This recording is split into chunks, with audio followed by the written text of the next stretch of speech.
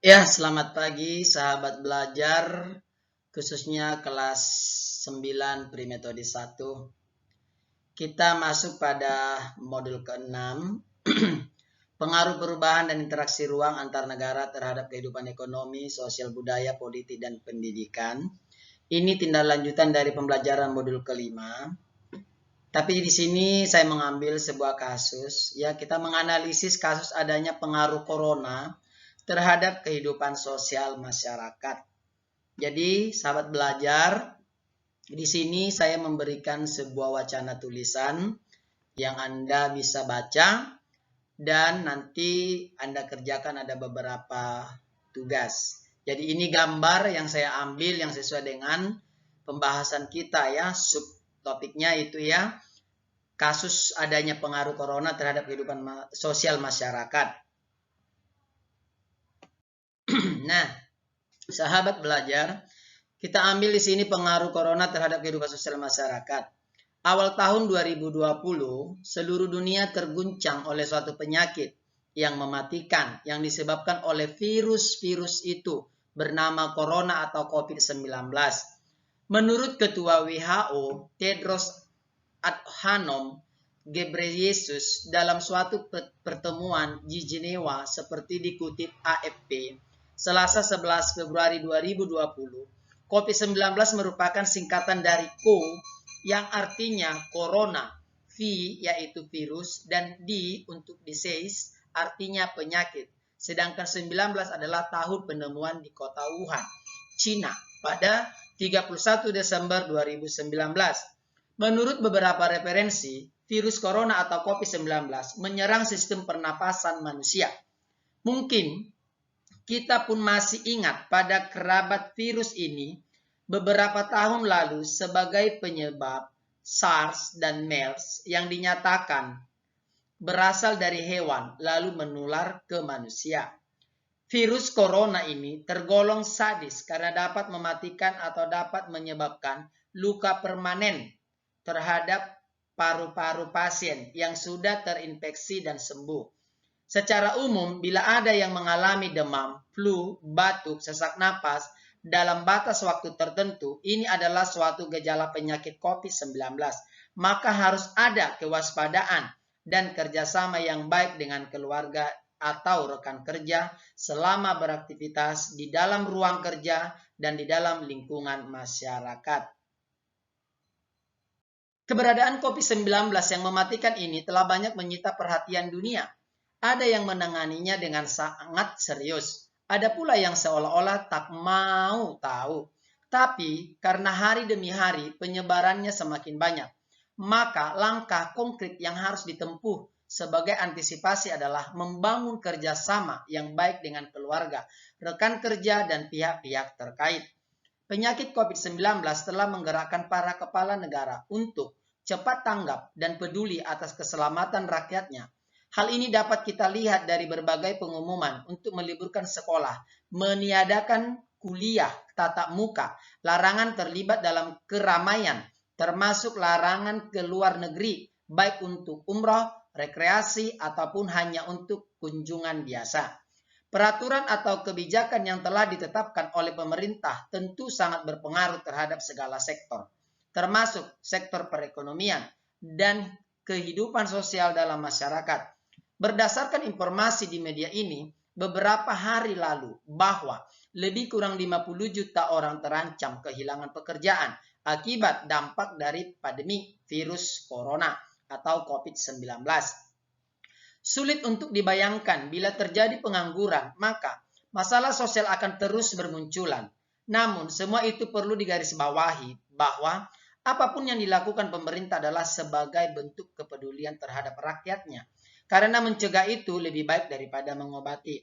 Selain itu, dampak pengaruh virus corona COVID-19 dalam kehidupan sosial masyarakat. Di antaranya adalah timbulnya rasa curiga dan hilangnya kepercayaan terhadap orang-orang yang ada di seputaran kita atau yang baru kita kenal.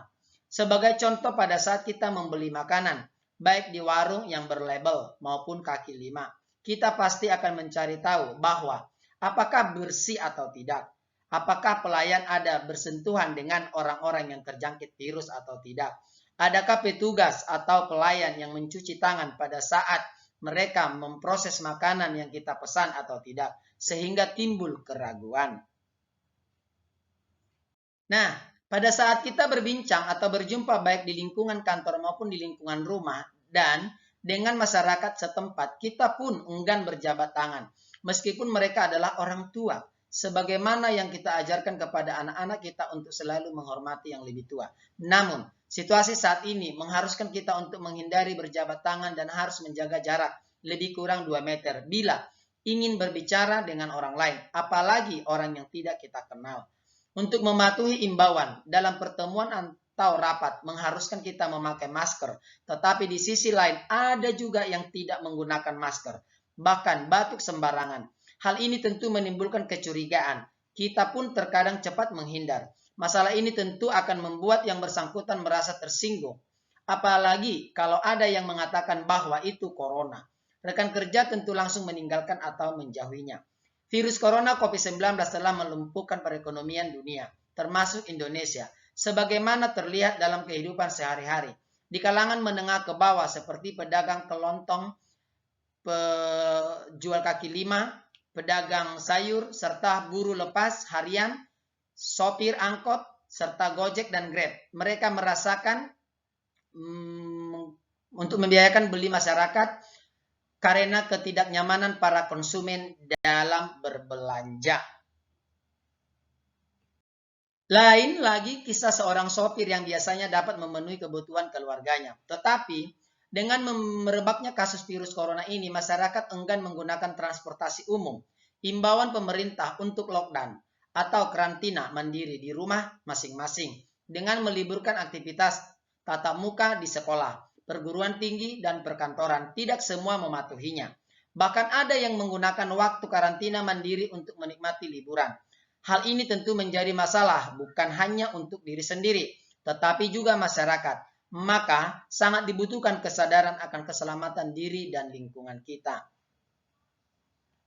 Sejak diberlakukannya peraturan tidak dibenarkan ada kumpulan keramaian seperti di masjid, di gereja, maka hampir semua masjid dan gereja, bahkan semua tempat beribadah, pada saat sholat berjemaah hanya beberapa orang yang hadir, sehingga tempat beribadah tampak sepi. Situasi ini menimbulkan kegelisahan.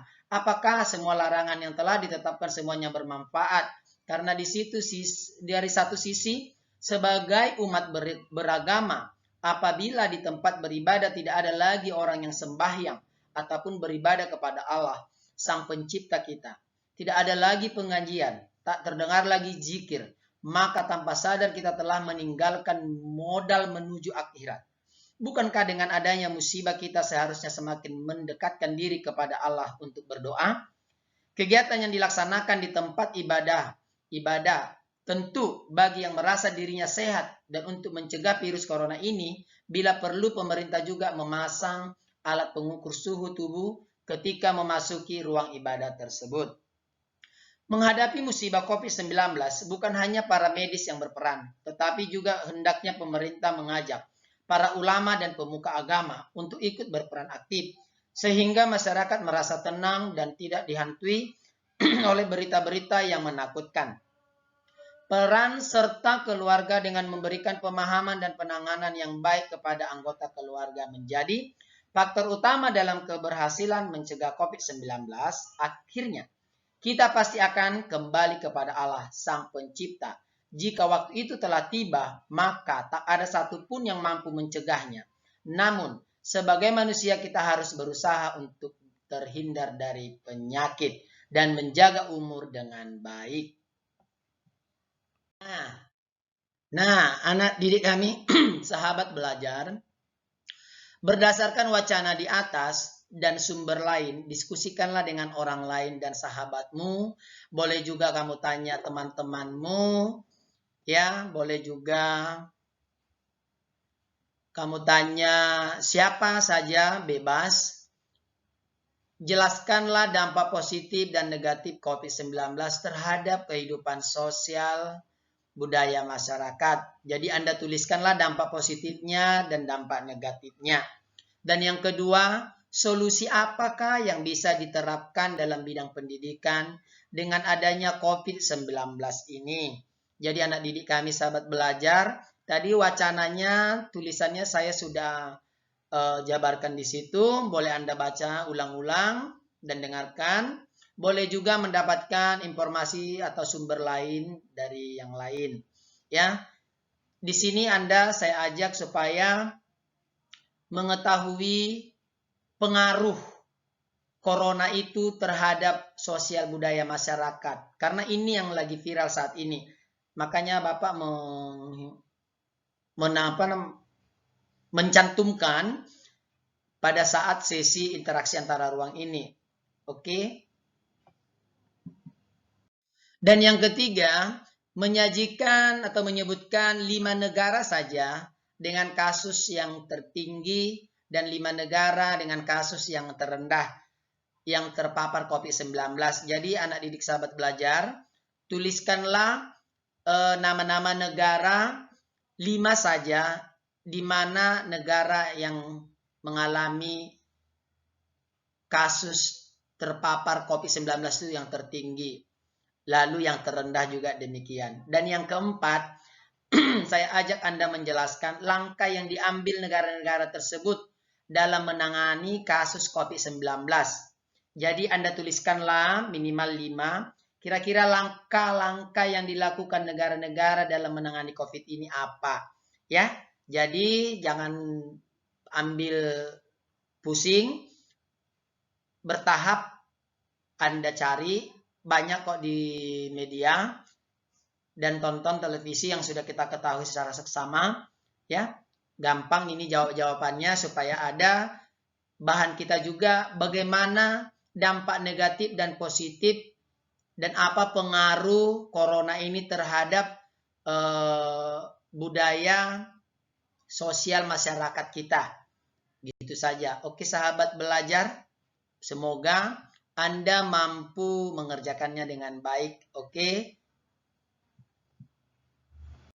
Ya, sahabat belajar, sekian dulu dan terima kasih atas pemaparan saya tentang pengaruh corona terhadap sosial masyarakat kita ini. Di sini saya buat gambar-gambar, ini juga salah satu jawaban jika Anda mengamati dengan seksama.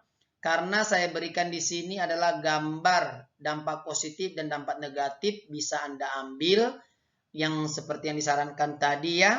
Jadi sumbernya boleh dari mana saja ya. Jadi buku yang kita pakai memang tetap Intan Pariwara dan ini subtopiknya saya ambil alih ke bagian ini karena saya pikir adanya hubungan antara pengaruh corona ya terhadap sosial budaya masyarakat kita karena ada dampak negatif dan positif baik juga di bidang perekonomian atau pendapatan per kapita. Jadi di sini Pak Ramles menyampaikan atau mengajak Anda sahabat belajar bersama untuk menuliskan jawaban-jawaban semampu Anda saja. Ya, tidak dipaksa harus bagaimana gitu ya, semampu Anda. Oke, sahabat belajar, sampai di sini dulu pertemuan kita. Saya ucapkan sekian dan terima kasih. Tetap kita semangat. Salam pendidikan.